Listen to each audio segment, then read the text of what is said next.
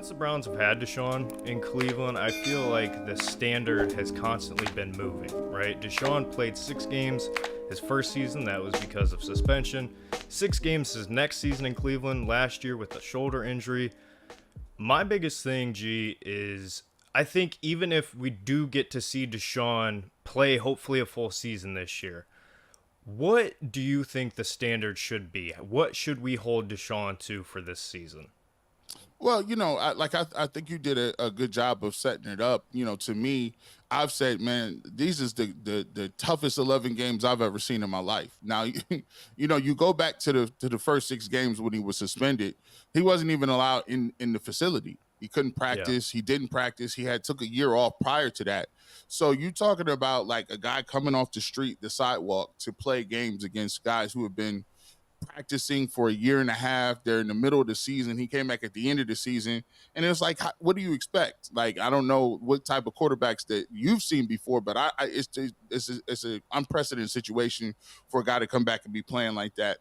And then you got the injury where he, started off a little slow. I mean, he had a terrible weather game the first game. Second game of the year, he didn't play all that well. But I thought he did play well against Tennessee. I thought he playing well against the Cardinals, and he was obviously ended up against the Ravens and played some of his best football he did last year in the second half of that game. So I thought he was trending in the right direction. But for me, I've always said, I've always talked about it a little bit. And it says that, when people talk about it and they're like, all right, what are the expectation levels? I've always said that Deshaun Watson, I tell him I need 4,500.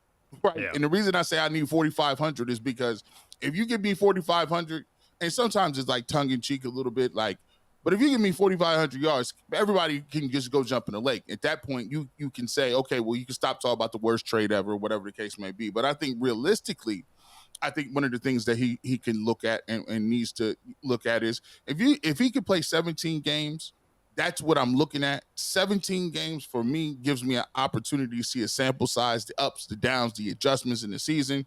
And if he could throw anywhere between 3,900 and 4,100 yards, 4,000 yards or so, and somewhere in that 32, 33, 34, 5 touchdowns somewhere in there, and give me about 300, 400 yards on the ground, I'm ready to get it done. I think you can win with that effort. And I think if you can get that with this Browns defense, you could definitely find yourself in a place where the Browns are going to be winning more games than not.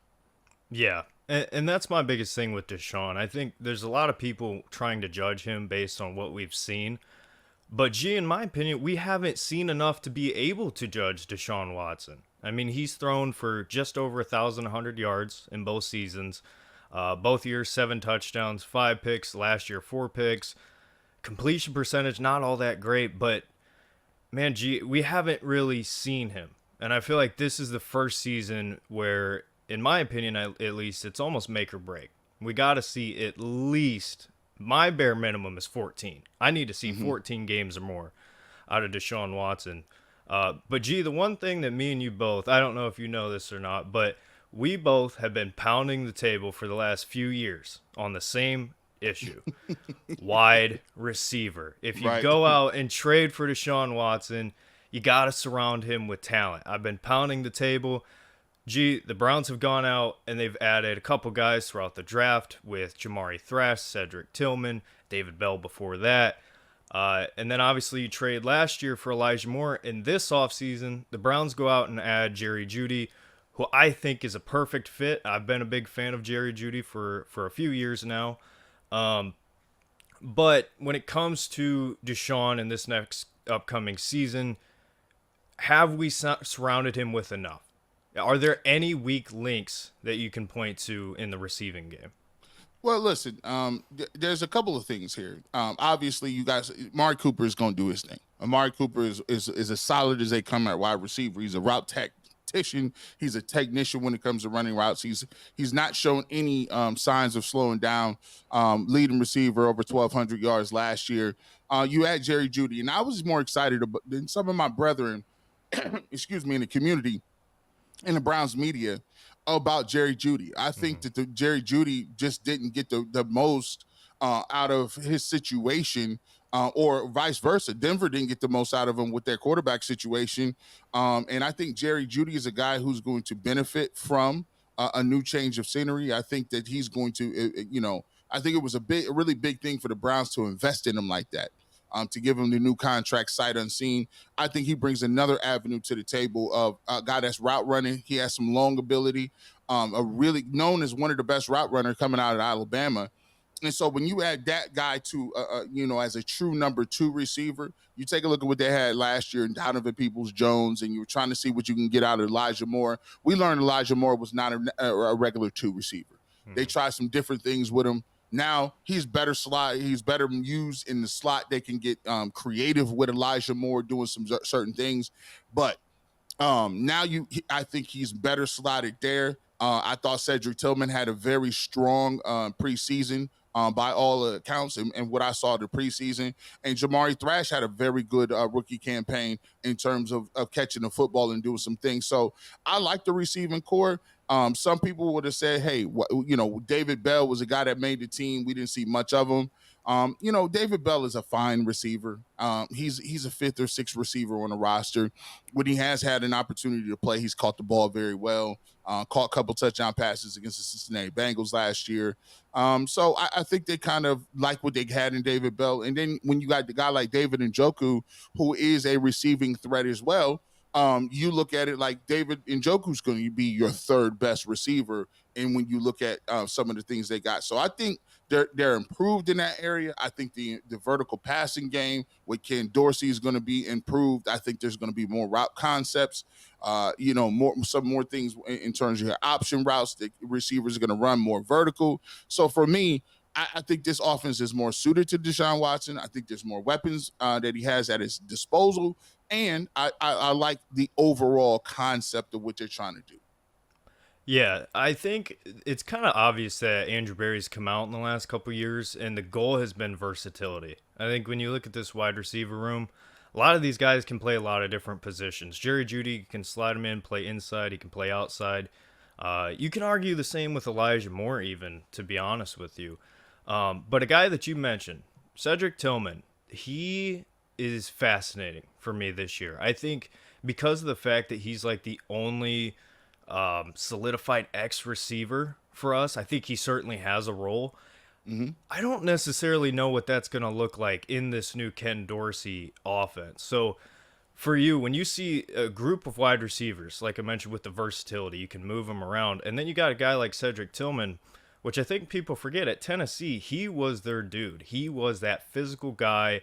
I want to say he had a 14-yard average depth of target at Tennessee. And then you have Jalen Hyatt, your burner. Do you kind of see us using him more as what we envisioned him being when we traded Donovan Peoples-Jones? Do you think that's going to actually pan out this season? I think one thing that you'll see is with Cedric Tillman is I think what they'll try to do is to get him on mismatches. One of the things that we had with the Browns before is pretty much there wasn't very much creativity in terms of how are we going to get guys involved in our route combinations and patterns. I think Cedric Tillman, even though he's a big guy, I think you can work him inside on slot corners to try to get him, certain things open in the red zone. I think you can work him over the middle because he is such a big physical guy. And I think, you got guys like Elijah Moore who are more quick and sit down in zones and can do things like that.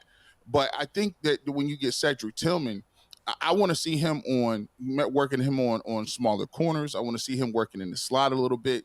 I want to see some things where it's almost you're using him as, I wouldn't say a tight end, but you're using him, as a guy that's going to be a mismatch vertically, so he can work up the seam, high point the football, and do some things like that. I think, when you look at Tennessee, he ran a lot of the route tree on the outside. Jalen Hyatt was the guy that was running your deep routes, to go routes, to fly patterns. But you watch Cedric Tillman, he was the guy running those routes, kind of in that big position as an X receiver. So for me, what I would do is I move him around. I get him on mismatches. I'm not necessarily going to line him up on somebody and say beat man coverage all the time. I want to see him get in and work in and being able to utilize his size and physicality in some unique type ways. Yeah, I'm definitely intrigued. I think they're going to move him around as well. It's going to be interesting to see how the Browns come up with all these guys and how we kind of attack. So with that being said, this new Ken Dorsey offense. Ken Dorsey has done a lot of great things for Josh Allen with Buffalo, going back to Cam Newton in his prime years with the Carolina Panthers. Ken Dorsey's got a record of bringing success out of quarterbacks. And with Deshaun, we talked about it already. I think this has got to be the year. This has got to be the year we see some progression in his game, at least in Cleveland. But there's a big factor here, and the heart and soul of this offense, number 24. We're not gonna have him. We're not gonna have him for at least 4 weeks, maybe more. I personally think probably the Eagles game is what we're looking at for Chubb to come back. But schematically, when it comes to the first 4 games of this year, I don't really love what we have at the running back position. Obviously, Dante Foreman is what he is. Jerome Ford has progressed, but he's not anywhere near Nick Chubb. And then you got Pierre Strong there. I think the Browns are going to have to get really creative in this pass game. And they have to find ways to get Deshaun Watson comfortable, get him back in rhythm. Maybe not attacking downfield, but just chunk plays. You know what I mean? Moving the line of scrimmage. So when it comes to this first part of the season, G, we have an easier stack of opponents, right? Jacksonville, New York, Washington. If you're Kevin Stefanski and you're Ken Dorsey, what sort of mindset as far as the game plan side of things are you going into those first couple games with, knowing you're not going to have Nick Chubb? Well, listen, the way I look at it is, if I'm not going to have Nick Chubb, I think one thing that you're going to have to do is you're going to have to make sure that you do at least continue to mix the run game in.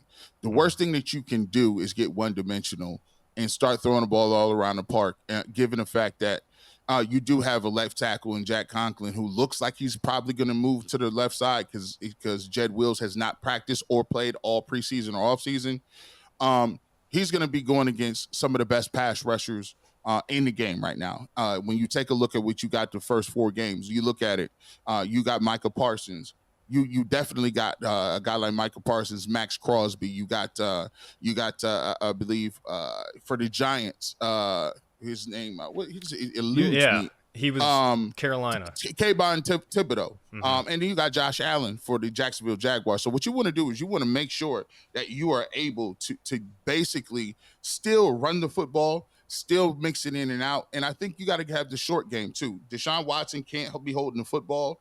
I think that you gotta mix the ball in, get a little creative, and then make sure you stay behind the sticks. No false starts, no penalties, no things like that. And I think if you can do that, you can eliminate some of the. I would say you can eliminate some of the need for a dynamic running game, but you still have to commit to it. You still have to run the ball, and you got to do it at a committee. And Deshaun Watson has to use his legs a little more, but he has to be smart about it. 17 games is what we want, right? Yeah. So we don't want to mess with that. But I think those are the 2 things that you got to do in terms of that.